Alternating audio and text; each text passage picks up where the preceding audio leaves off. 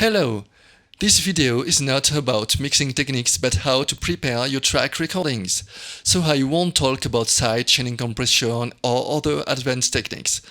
First, here is the result just after the recording session.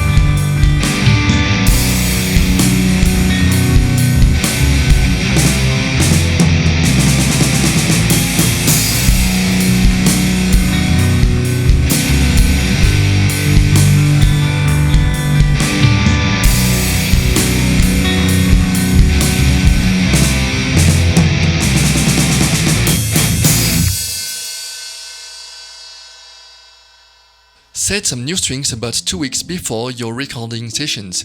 If you set them only the day before, they won't be stable in tune enough. On top of that, some new strings have an excessive brilliant sound that can be horrendous.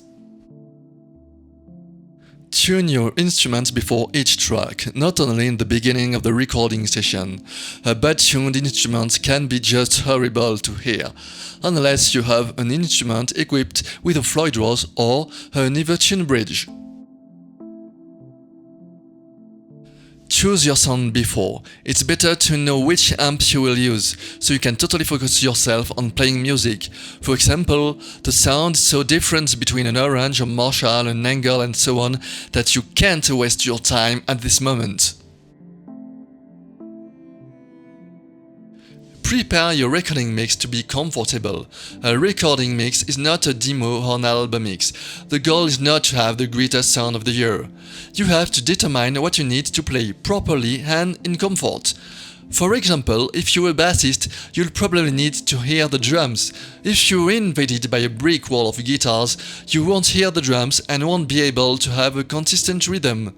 Like for the stage rehearsals, each musician should have his own mix. Use a metronome or a click for most complex songs. It will be a benefit for your global sound and easier for the person who will mix the demo or the album. The delays, reverb and other time-relative effects can be set up easier. There are no big secrets for massive overdriven guitar sound. First, record twice or 4 times your overdriven track. Copying the track won't do the trick. Second, it's your bassist who makes the sound heavy. As a guitarist, your goal is to maintain punch and clarity, so do not invade the low frequencies and do not kill the medium frequencies. You can have the weakest guitar sound ever, the bass guitar will make the sound.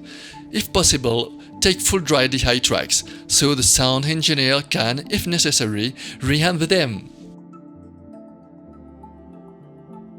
The bass in metal is really important. The recording methods are no different from other music styles. You can use a DI, and for more glue into the mix you can copy one track on which you'll put a distortion. But always keep your dry DI takes for the sound engineer. Be careful that if your timing is really inconsistent, the song will never ever be heavy. For clean guitars, I personally always record twice tracks of them to occupy more space in the mix. With more tracks, we obtain a chorus-like effect that can sometimes be what you want to have. During the recording sessions, lower the overdriven guitars that can confuse you. You can also enlarge the stereo of the overdriven guitars and lower their mid-frequencies to better hear yourself. Do not worry about how it fits in the mix for the moment.